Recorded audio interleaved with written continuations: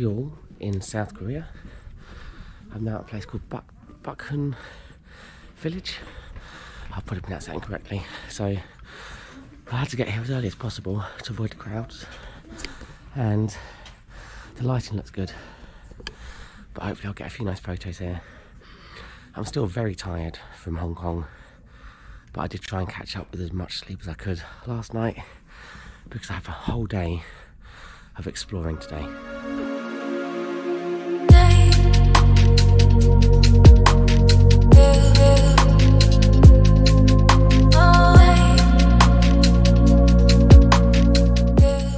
It's quite busy around here, but thankfully I think a lot of the crowds have dispersed a bit into different areas.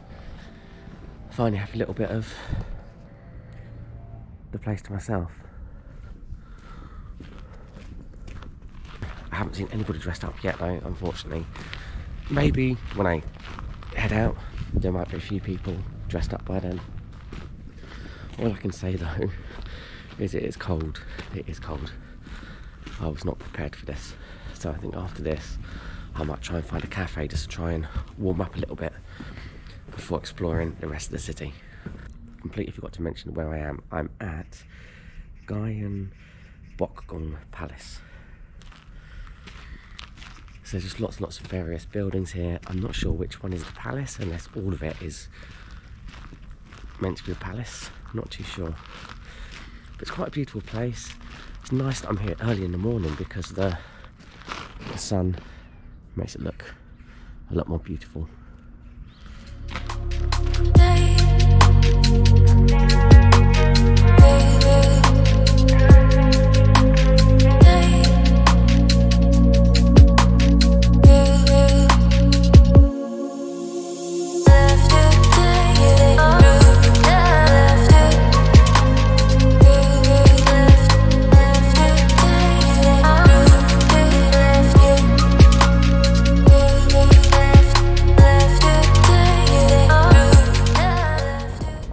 I'm actually surprised at how big this place is. It just seems to be going on and on and on. It's like, right, okay, I think I've seen everything.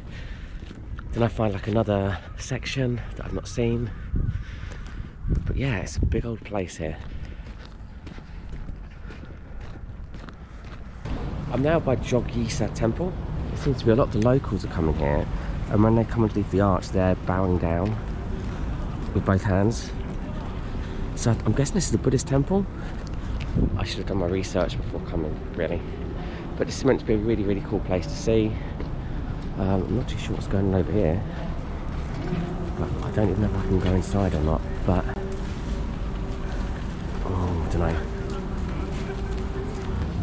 It kind of smells. It smells good. They're making lots of food. There's lots of people inside. There's some sort of big service going on. This could be normal, or it could be a special holiday. I don't know. Got to take my shoes off to go inside. I'm tempted to go inside and have a quick look.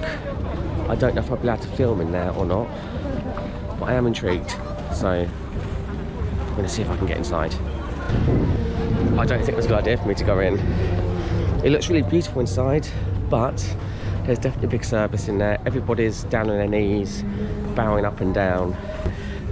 So I thought I'd better get out. So I got out, but maybe I'll try and revisit this place at another point while I'm here when there's no service going on. I'm now at Gwangjang Market, so there's all different types of things for sale here, including the big food section. I have not eaten properly for over a day, maybe 2 days, so it'd be good to get some food. There's some specialty food I'm going to try here. Something might be a little bit different, but I'm so hungry right now, I need to find something to eat. Okay. So I've decided to order octopus.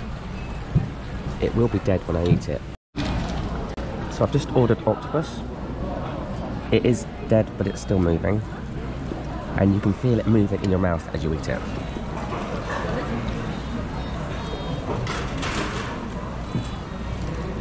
And it does taste quite good. The octopus was actually quite good. It was raw. It was raw octopus, but I have had raw octopus before. But it was better than how I usually had it. It had quite a bit. The sauce was good, and even though it was moving, it was still quite nice. You know, as strange as that might appear to a lot of people, these are pig trotters. Never had pig trotters before, so I thought I'd try them out.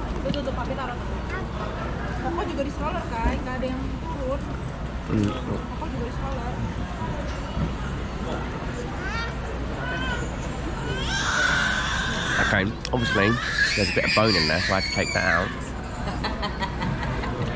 But that's quite good as well. It's not bad at all. So I've just come across a memorial altar. So it's for the October 29th Itaewon disaster victims. Itaewon is where I'm staying. So there was like some kind of Halloween party or something going on. And then there was like a big, just like the whole crowd of people got crushed. 159 victims. So during Halloween festivities on the night of the 29th of October 2022, crowd crush. It's a shame that the sun's gone in, to be honest, because it was quite clear this morning. A bit cloudy now, unfortunately. But this is Deoksugung Palace.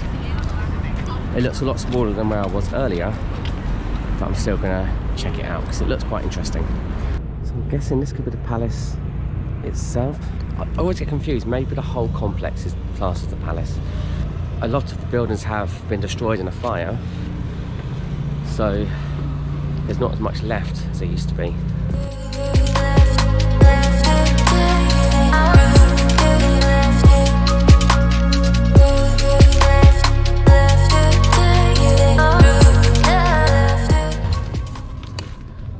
Certainly pretty. The things that I've seen so far have been really pretty and it's been quite interesting. But one thing I would say, I think, if I'd have known how cold it was going to be at this time of year, I probably wouldn't have come at this time of year. I would have come and it would have been a bit warmer. There's even been a little bit of snow falling down as I've been walking around. I'm now in Myeongdong, which I believe is like the city centre, so it's like lots of modern types of shops. So I don't know if there's going to be a lot for me to see here, but I'll have a bit of a walk around, and after that I'm going to head towards the tower. One thing I've noticed, there's lots of cartoon characters like everywhere for like everything. So like, even the police station, you have like little characters to signify it's the police, which should take away the seriousness in a way, but then maybe it's not just a bad thing.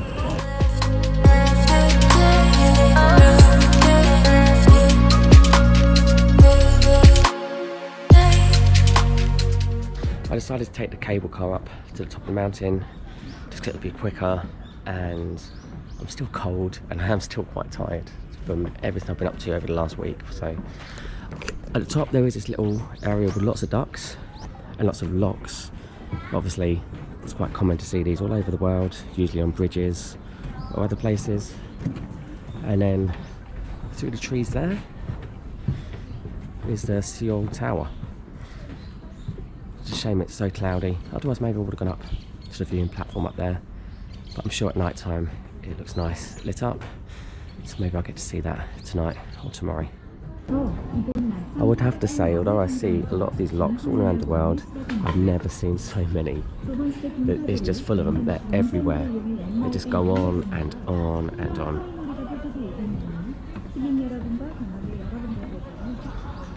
I'm now in the area known as Gangnam, which obviously the song Gangnam Style is named after. There's a couple of things I want to see here, the first of which is just up ahead, and that is the statue dedicated to Gangnam Style, and I can hear it playing the music. I think it plays it 24 hours a day, I don't know. Wow. Ah, here we go, so we've got the video going here. Yeah, I think this is on repeat the whole time. I'm now in the COEX Mall, actually getting some warmth, which is nice. So there's one last thing I want to check out today, and that is the library. It's meant to be quite a cool library to check out.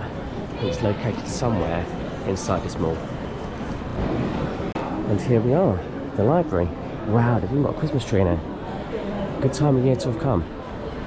Apart from everything else about it being cold, this place is probably a good time of year to visit this place.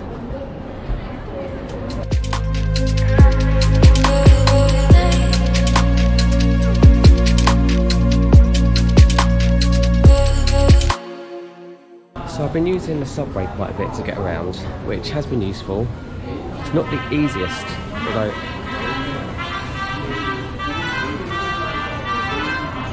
what's quite useful though is that song plays when the train is due. I have had a few difficulties trying to get to places because I couldn't work out how to get the tickets for them. It was a bit confusing. I could have got like a card that would have taken me all over the place. I could top it up every now and again.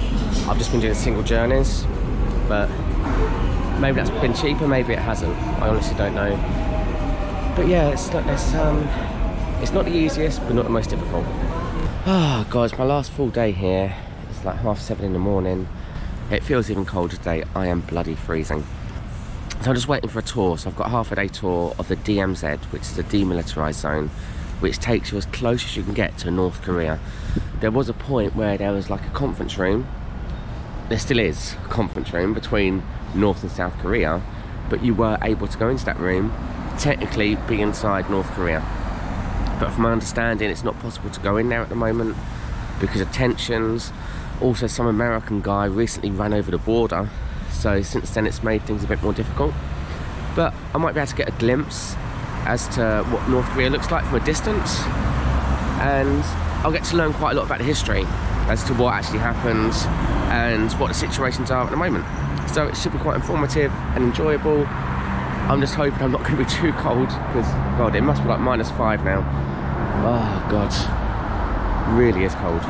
We're quite close to the border of South Korea now. There's places where we can't film or take photos. I can do it here at the moment, but when we get on a bus next I can't do it, and when we enter a tunnel a bit later we can't do it there. So all I can say is it's very cold. I looked at the weather and it has been, well, it's a little bit warmer now, but it was -8 first thing this morning. That's why it was so cold. So I just got out of the tunnel. God, I'm out of breath. It's quite a long climb down, climb back up again. It also got very, very low, so I was basically crouched down the whole time as I'm trying to get through the tunnel. It was really cool. So that was the third tunnel, one of the tunnels North Korea dug to try to invade South Korea, but it got discovered. So far 4 tunnels have been discovered. There's probably a lot more, but it was quite a cool thing to do. I went underneath, would have gone into the demilitarized zone underneath, and you could see the other side, which I think was North Korea, which I could basically see from there. God, I'm knackered. But that was really cool. You couldn't take any photos or video down there, that's the only problem, which is a shame, because it would have been cool to have done so. Again, with like the cartoon characters, and you know, I don't know if one of these is meant to be north and one of these is meant to be south. And over here is like kind of like a monument to the third tunnel and the DMZ sign. But yeah, I think this is as close as I'm going to get to the border. However, I think the next stop we can actually look through binoculars and actually see into North Korea, which should be quite interesting. So I'm at the viewing platform, and just over here is North Korea. So at the front there's lots of fake buildings, further back the genuine buildings. There's a white flag over there which is South Korean, and there's also a red flag. I might switch to my phone so I can zoom in a bit.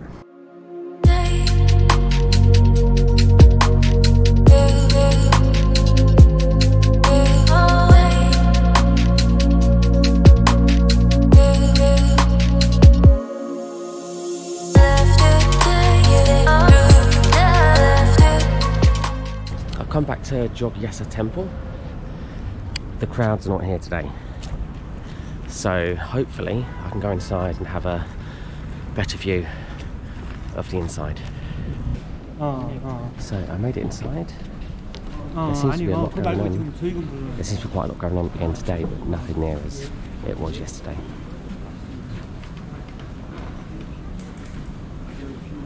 So there used to be a place called Poopy Land. There still is one in Busan, but not in Seoul anymore. And what it was like a fun and interactive museum for all the family, not just for kids, based on poo. You'd get swallowed into a mouth and get digested and then come out the other side. There were lots of like characters dressed like poo walking around, and it just looked really good fun. It looked disgusting but fun, but it's closed I think due to COVID. However, There is one place close to Poo Poo Land which is still here, and that is the Poo Cafe.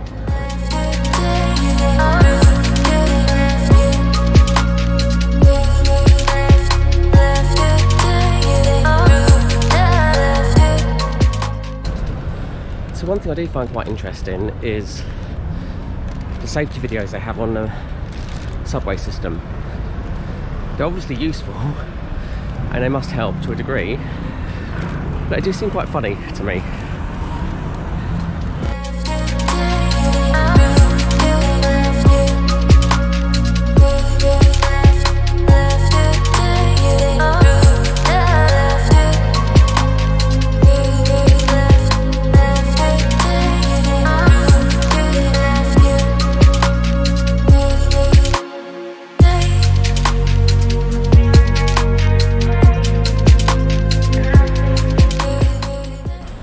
Back in Hong Kong, it's so nice to be back in warmer weather, it really is. My lips are chapped from the cold.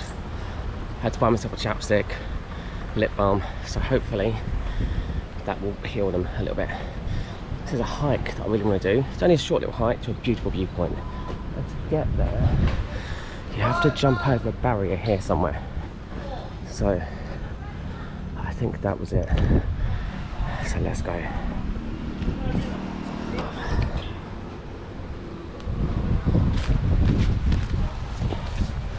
And then basically follow the path up here. The spot I'm looking for is unique. There's a few different spots up here, but there's one particular one which is kind of secret but has the most beautiful view, so I'm looking for that one. So I made it to one of the rocks called Lookout Rock. There's a few people there, but if I keep going a bit further, there's a secret place that no one ever goes to, and it's just beautiful. So hopefully I can find it just up ahead. So I've made it to the rock. This is the viewpoint. It's not the clearest day, unfortunately, but it's better than it was earlier. So I'm going to set my drone off for a couple of photos.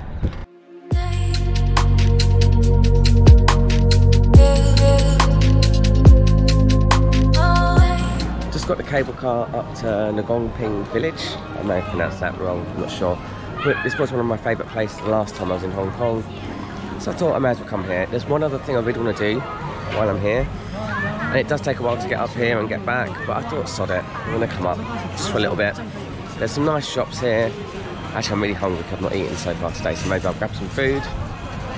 And there's a nice little trail that I didn't go on last time that I'd like to have a quick look at this time. So as you walk through the village, you have lots of cafes and restaurants at the start, which are all really busy at the moment. Then there's lots of nice little speciality shops, some beautiful things in. A little bit expensive, but the stuff there is really nice.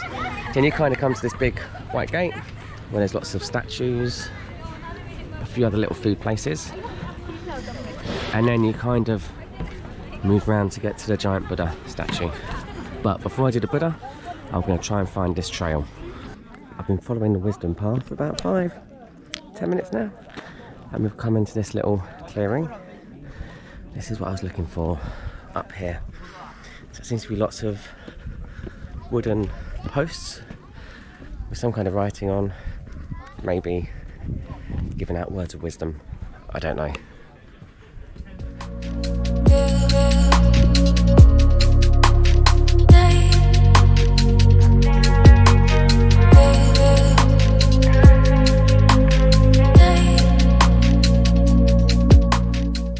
Last time I was here, I don't think I realised quite how much there is here, because there's a massive monastery that I also somehow missed the last time I came here. So I might try and explore the monastery.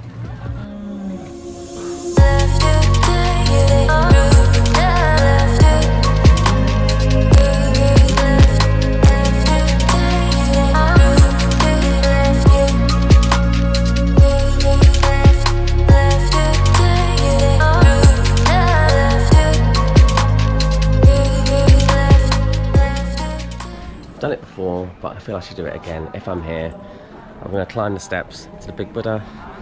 I mean, they're not the most ridiculous amount of steps, but I do remember being quite out of breath when I got to the top. And made it to the top.